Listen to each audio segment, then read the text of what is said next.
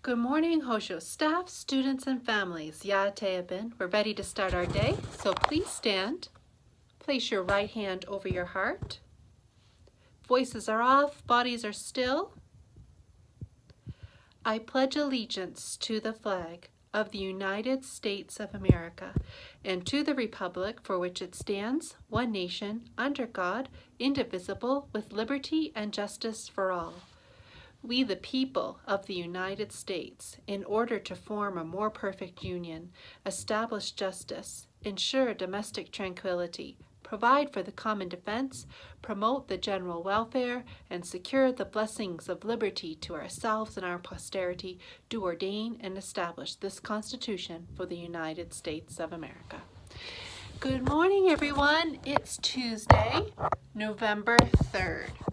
And today is Election Day. Make sure you have a family member, friends who are 18 and over, have this sticker. Go and vote today. So important to exercise our rights as citizens and as we are the government of the United States. So it's our job to make sure that we do this. We have a role to play. We, the people of the United States, right? If we want to have a more perfect union, establish justice, ensure domestic tranquility, all those things, we have to do our part. Okay, friends, we are going to have a rounding rendition of the selection of music for the week. Let's listen.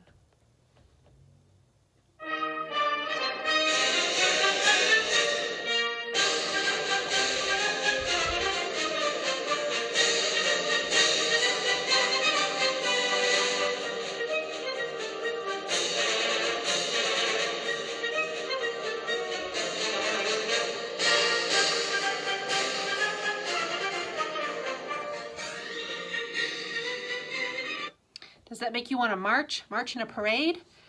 What are we listening to? John Philip Sousa is the composer, and it is Stars and Stripes Forever, right? Stars and Stripes. Very patriotic. This is Patriotic Week. Next week, too. Next week is Veterans Day. So back-to-back elections. This week, Veterans Day. Next week, very patriotic time of the year. Okay. For our poem, do you remember who our poet is? Robert Louis Stevenson. We do a lot of his poems here at the school, and this is from the first grade selection, and it's called, do you remember? The Swing. How do you like to go up in a swing, up in the air so blue? Oh, I do think it's the pleasantest thing ever a child can do. Up in the air and over a wall, till I can see so wide, rivers and trees and cattle and all, over the countryside.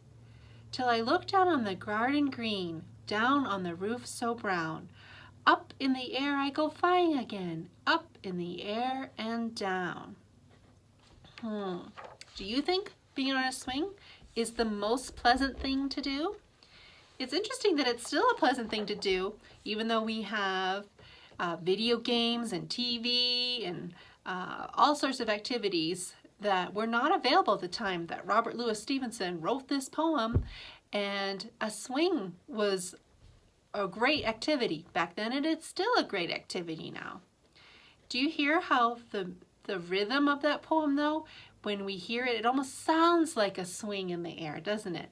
How do you like to go up in a swing, up in the air so blue? Oh, I do think it the pleasantest thing ever a child could do. Do you hear that? It sounds like it's going back and forth. Even the poem sounds like somebody on a swing. Very interesting.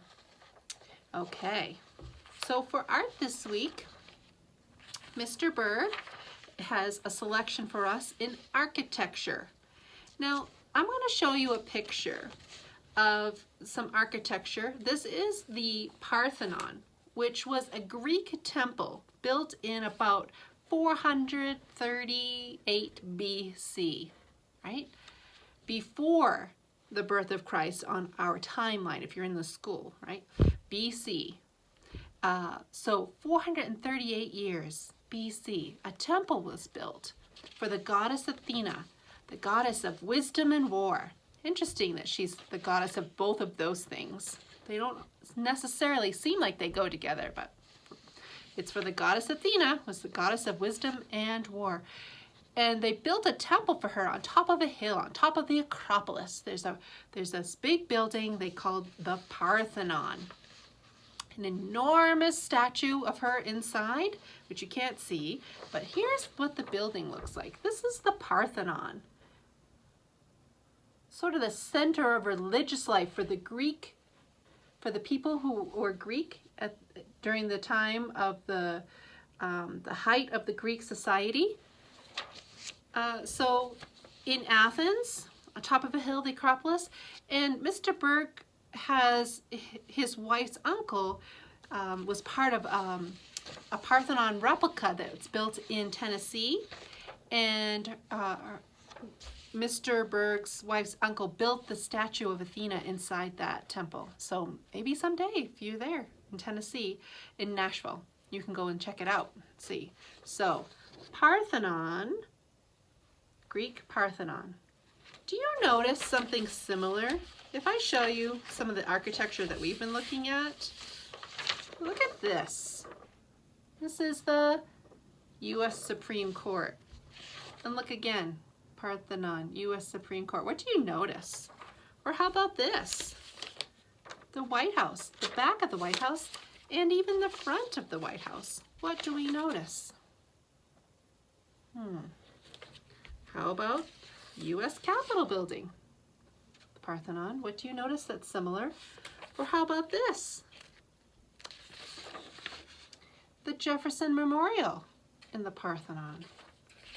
How about the Lincoln Memorial in the Parthenon?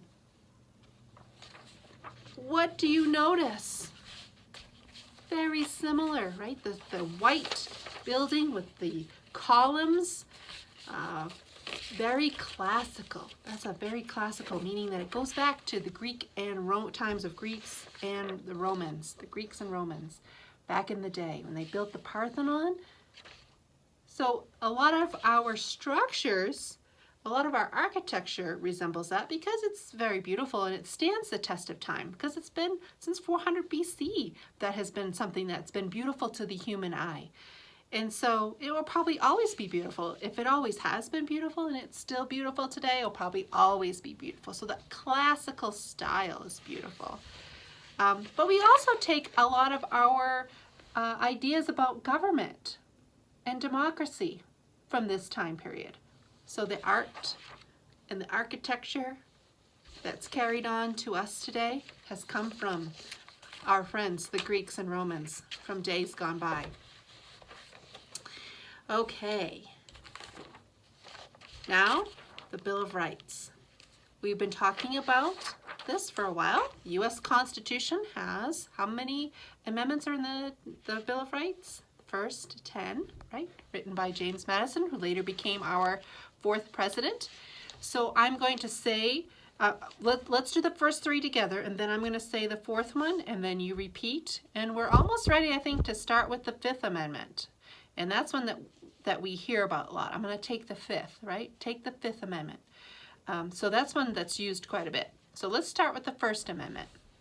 Congress shall make no law respecting the establishment of religion or prohibiting the free exercise thereof or abridging the freedom of speech or of the press or the right of the people peaceably to assemble and to petition the government for a redress of grievances.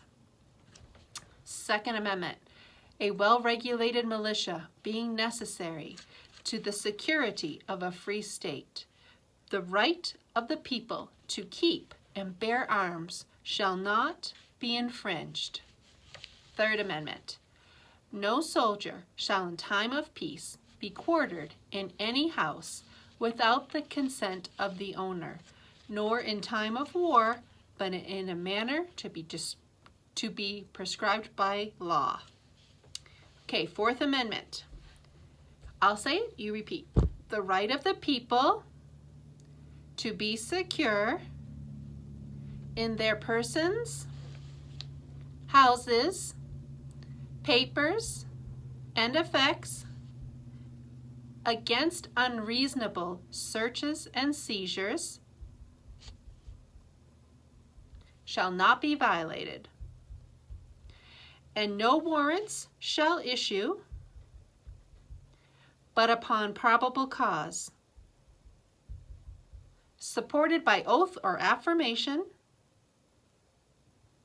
and particularly describing the place to be searched and the persons or things to be seized.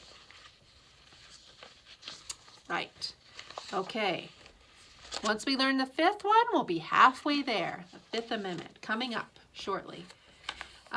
We have one birthday to announce today. Nolan is having a birthday. Happy birthday, sir. I hope you have a great day. We do have an announcement that we are going to be selling holiday wreaths. We have a mountain bike program, and we have a cross-country team, and we have a volleyball team that are starting to get going, and we're going to offer as many sports as we're allowed to offer. But in order to do that, it does cost money, which we don't get from the state, so we have to raise it ourselves. So we thought we would have a holiday wreath sale, and we have artificial ones for $20, and then we have a little bit larger version of a real one for $30. And those are on sale. We're doing a pre-sale. Just order if you like, no money right now, and then come and pay for it when you pick it up on December 2nd. I'd like us to be able to sell 100 wreaths. Can we do it? We have 412 students, and we have staff members, and we have family members. So if we could, that would be great if we could sell 100 wreaths. So let's see if we can reach that goal together. Today is election day. We'll see how today goes. Hopefully everybody gets a chance to vote. Very important to our country to make sure we exercise that right to vote. So we'll see how this all plays out in the days to come. But hopefully we have some news soon on who is the new person or the remaining person who stays or who moves into the White House and becomes our next head of the executive branch of our government. Very exciting times. Okay, friends, that's all we have for today. So let's say our student pledge. I will do the good, I will learn the true, and I will love the beautiful. And I hope you have a great day today.